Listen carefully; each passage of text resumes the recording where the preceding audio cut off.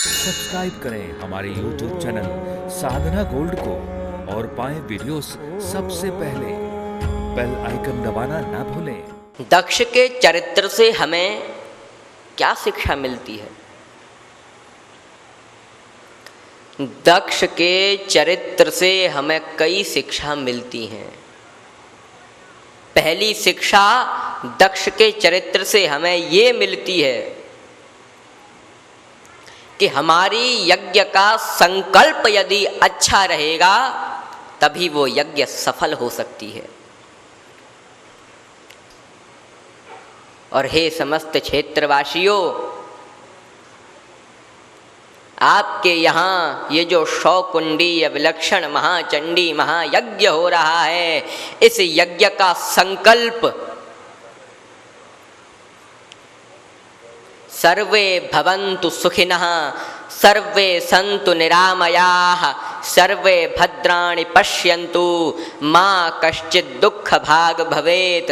बस इस सिद्धांत की सिद्धि ही इस यज्ञ का लक्ष्य है, इस यज्ञ का संकल्प है। जय हो जय हो। इस यज्ञ का संकल्प बिल्कुल पवित्र है। इस यज्ञ का संकल्प है कि सभी का भला हो।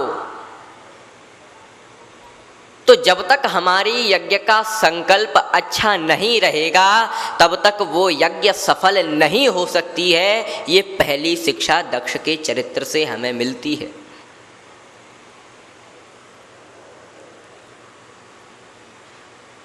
दक्ष के चरित्र से दूसरी शिक्षा हमें यह मिलती है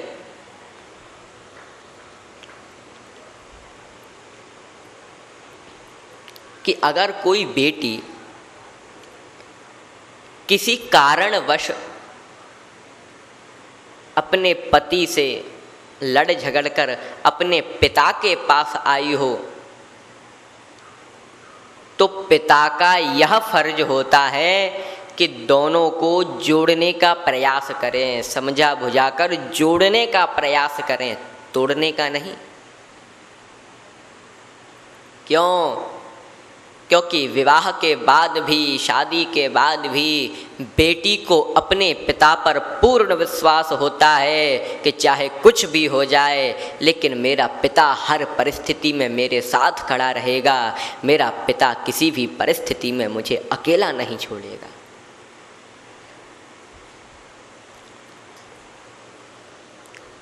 सभी भक्त मेरी बात पर ध्यान दें। एक छोटी सी बेटी थी और वो छोटी सी बेटी अपने पिता के साथ जा रही थी तो देखा कि एक पुल पर तेजी से पानी बह रहा था। अब छोटी सी बच्ची थी तो यह देखकर वो डरने लगी, लेकिन पिता ने कहा, अरे बेटी तू चिंता मत कर, तू मेरे हाथ को पकड़ ले। लेकिन तब बेटी बोली, नहीं नहीं पिताजी, आप मेरा हाथ पकड़ लो। सभी ध्यान से सुनना, बेटी ने क्या कहा कि आप मेरा हाथ पकड़ लो। हंसते हुए पिता ने पूछा, अरे बेटी तू मेरा हाथ क्यों नहीं पकड़ रही है, अपना हाथ पकड़ने के लिए क्यों कह रही है? तब देखो उस बेटी ने क्या सुंदर उत्तर दिया। तब वह बेटी बोली, हे पिताजी, अगर मैं आपका हाथ पकड़ लूं और शायद कुछ हो जाए तो मुझसे आपका हाथ छूट सकता है, परंतु हे पिताजी, अगर आप मेरा हाथ पकड़ लोगे तो मुझे पूर्ण विश्वास हो जाएगा कि चाहे कुछ भी हो जाए लेकिन मझधार में भी आप मेरा हाथ नहीं छोड़ सकते हो।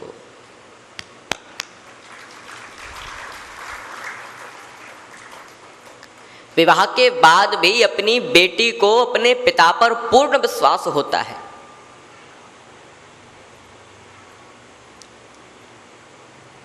दक्ष के चरित्र से तीसरी शिक्षा हमें ये मिलती है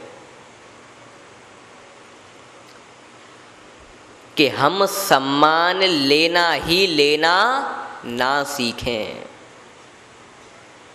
हम सम्मान लेना ही लेना ना सीखें, सम्मान देना भी सीखें। बड़ों के सामने झुकना भी सीखें। क्यों? क्योंकि जो झुकते हैं जिंदगी में वो बुज़दिल नहीं होते। यह हुनर होता है उनका हर रिश्ता निभाने का। बंद किस्मत की कोई ताली नहीं होती, सूखी उम्मीदों की कोई डाली नहीं होती। जो झुक जाए मेरे गोविंद के चरणों में, उसकी झोली कभी खाली नहीं होती।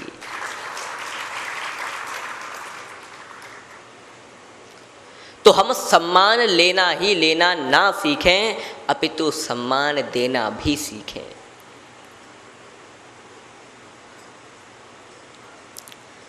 और दक्ष के चरित्र से चौथी शिक्षा हमें यह मिलती है कि हम दुश्मनी का व्यवहार त्याग दें, मित्रता का व्यवहार हर किसी से रखें।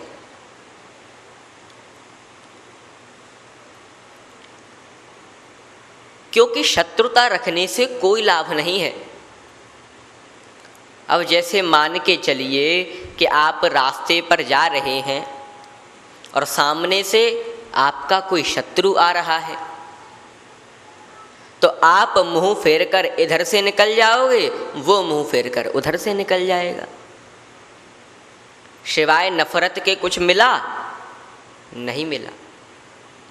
लेकिन अगर सामने से तुम्हारा मित्र आ रहा है और जैसे ही आपकी उस पर दृष्टि पड़ती है, आप बोलोगे, अरे भैया हर हर महादेव, राम राम, कहाँ जा रहे हो? तब दो चार सुख दुख की बातें होंगी। तो मेरा कहने का मतलब ये है कि हम शत्रुता का जीवन ना जिएं, सबसे मित्रता बनाकर रखें। तो यही शिक्षा दक्ष के चरित्र से हमें लेनी चाहिए।